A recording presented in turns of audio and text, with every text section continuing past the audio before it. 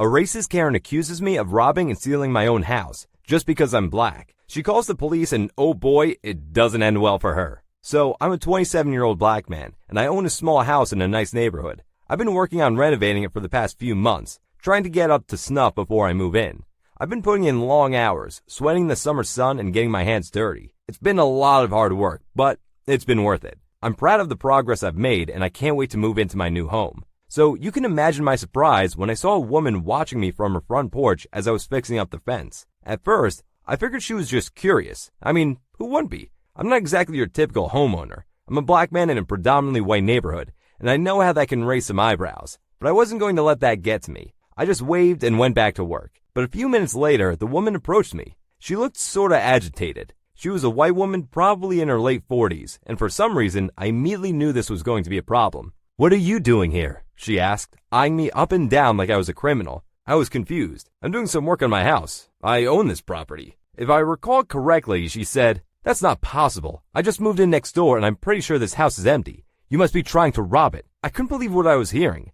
This woman was accusing me of trespassing and attempted burglary just because I'm black and she's racist. I tried to explain that I was the owner, but Karen wasn't having it. "I don't believe you," she said, folding her arms across her chest. "I'm calling the police." I was starting to get scared. I knew how these things could go, and I didn't want to end up getting hurt or killed just because some entitled oldie had a chip on her shoulder. So I begged her not to call the police and begged her to believe me, but she was stubborn. She just stood there, arms crossed, staring me down like I was some kind of monster. I could see the hatred in her eyes and it made me sick. I knew she was just trying to cause trouble because she was uncomfortable with a black man being in her neighborhood. I tried to stay calm, but I could feel my blood rumbling.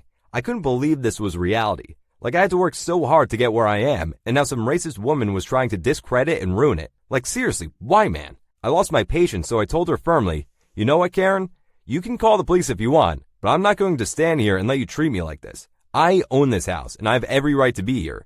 So either you apologize and leave me alone, or you can go to hell." Her face turned red like that rage emoji. "How dare you talk to me like that? I'm going to call the police, and you'll see what happens to disrespectful people like you. Know your place, you scum." And with that, she stormed off to make the call. I stood there, shaking with fear, wondering what the hell was going to happen next. I knew the police could be unpredictable when it came to dealing with black men. I had heard the horror stories, as you all may be familiar with, and I didn't want to become another statistic on the board. I was terrified that this woman was going to get me killed, just because she suspected me of a robbery or just hates black men. I tried to keep my head down and stay out of trouble as I waited for the police to arrive. I knew I had done nothing wrong, but I also knew that didn't always matter when you're a black man in America. I just hoped that the police would listen to my side of the story and believe me. When the police arrived, they had their guns drawn, and the Karen started pointing at me and shouted, "That's the thief! He's trying to rob the house!" I was terrified. I had no idea what the crap to do, but I knew I had to speak up for myself. So I tried to explain that I was the owner of the property and that this idiotic woman was mistaken. I explained that I can show them my ID and my deed, and I begged them to believe me. But the police were skeptical. They kept asking me questions, grilling me like I was a suspect. Karen was getting interviewed by the cops on her front porch explaining her situation. She watched from the porch, looking smug and satisfied. She thought she was doing her neighborhood a favor by calling the cops on a black man. It was a tense and scary moment, but eventually I was able to prove my innocence. The police apologized for their mistake, and Karen was arrested and charged with hate crime and filing a false police report. She had to pay a hefty fine of slightly under $7 grand and do community service, and I'm pretty sure she got evicted from her house too. I was pretty shaken up after the whole ordeal, but I'm glad it ended the way it did.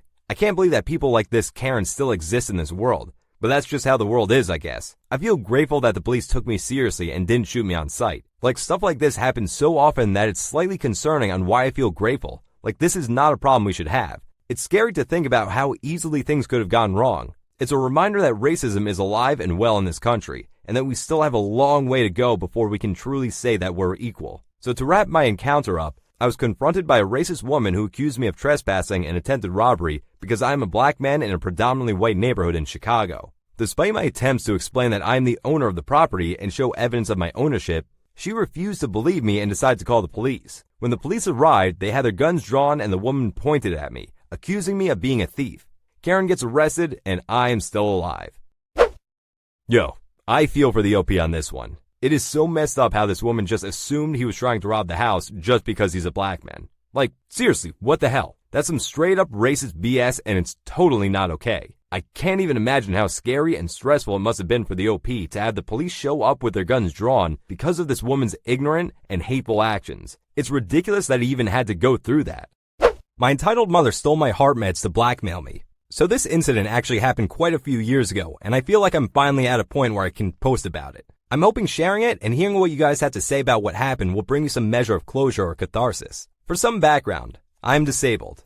I was born with severe Ehlers-Danlos syndrome, a genetic disorder that, among many other symptoms affecting pretty much every bodily system, causes my joints to dislocate and sublux, partially dislocate, with very little prompting. I once dislocated my shoulder by flumping down onto my bed from a sitting position too roughly. I wasn't diagnosed until I was 17, because EDS wasn't well recognized by most doctors back in the early 2000s. Having abused me in every possible sense for my entire childhood already, my extremely narcissistic, alcoholic mother, the entitled parent in this story, immediately saw my diagnosis as a whole new set of ways she could hurt me. She would forcibly dislocate my joints as punishment for entirely imagined offenses, telling me no one would believe me if I told them she'd done it, and she'd tell them I was just a clumsy, lying little skank, which she'd already been branding me as for as long as I could remember. Her entitlement was and is deeply rooted in every aspect of her personality. She would often stand over me booming, "As far as I'm concerned, I am God. Everything under this roof is mine, my property,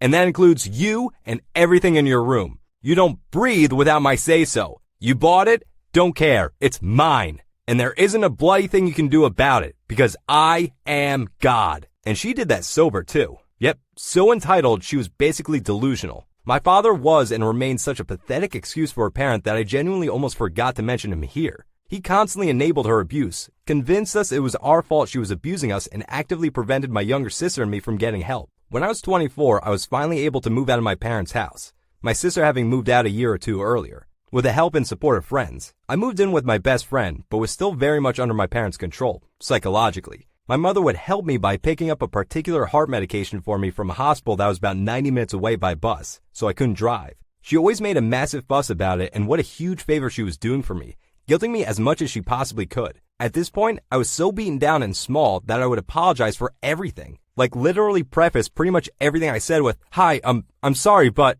and end pretty much everything with, "Sorry again." I was a mess, and nearly a decade later after escaping that hellhole, I'm honestly still rebuilding my sense of self.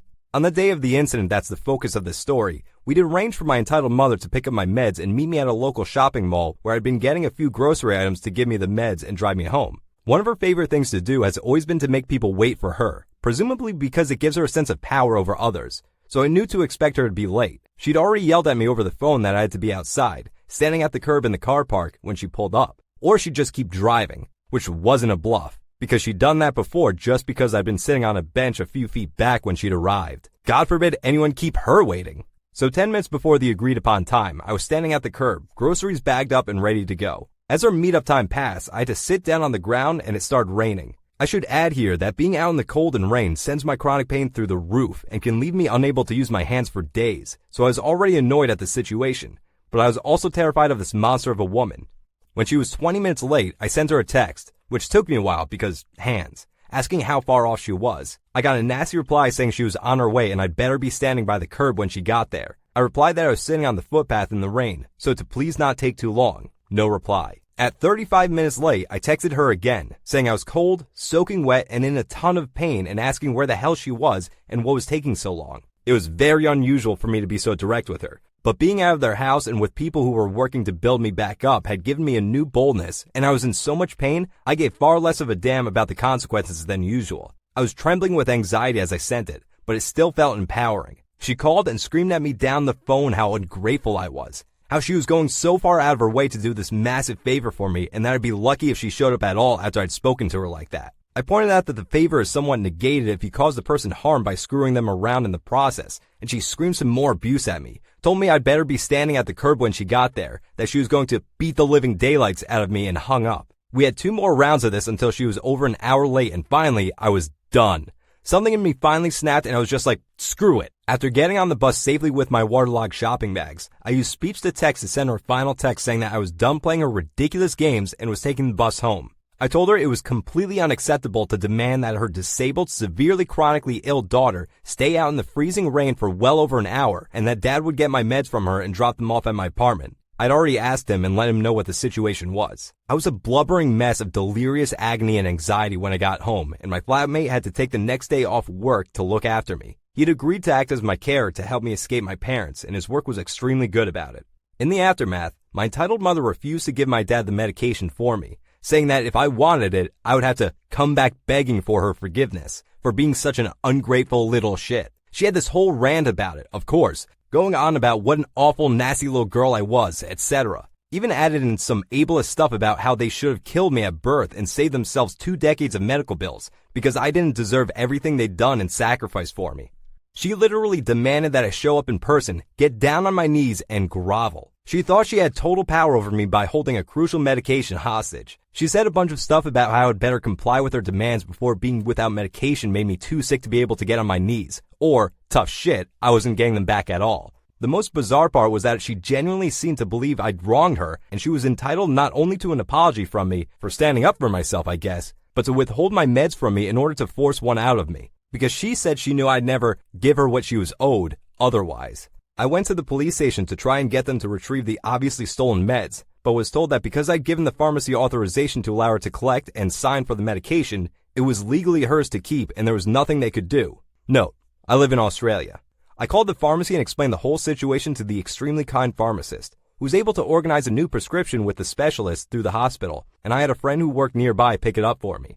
In the meantime, my dad broke 24 years of consistent spinelessness and lied to my entitled mother to scare her into handing over the original stolen meds, saying that I'd gone to the police, but that he'd convinced me to hold off so he could give her a chance to just hand them over without police involvement. It worked, and I ended up stocked up for an extra month, but the whole incident resulted in me finally cutting all contact with my entitled mother. When he dropped off the meds, my dad tried to convince me to make peace with my entitled mother for his sake, and said that by refusing to speak with her, I was being selfish because I must know how hard it would make things for him, since he had to live with her. Still riding high on that wave of boldness, I told him he was being selfish by expecting me to continue to put up with her abuse. As he always did anytime I tried to stand up for myself with him, he got super nasty and vindictive, said some extremely hurtful, deeply personal things, and left. As of a few years ago, I've now cut contact with him as well. I'm finally completely free of both of them and have a great relationship with my sister.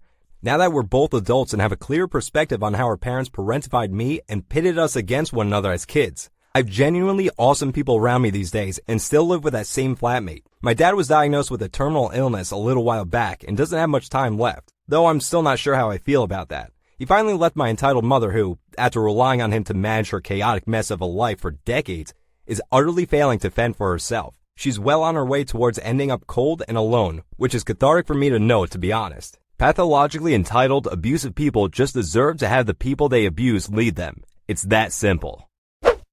It makes me angry that some people have children with the intent to abuse them, and that nobody steps in to help. There should have been family, teachers, friends, etc., who could have spoken up for you and helped you. You were let down by everyone. I'm so glad you've escaped and have nothing further to do with her. Check the video on your left where Karen assaults a deaf man for ignoring her. Like, why would a Karen do that?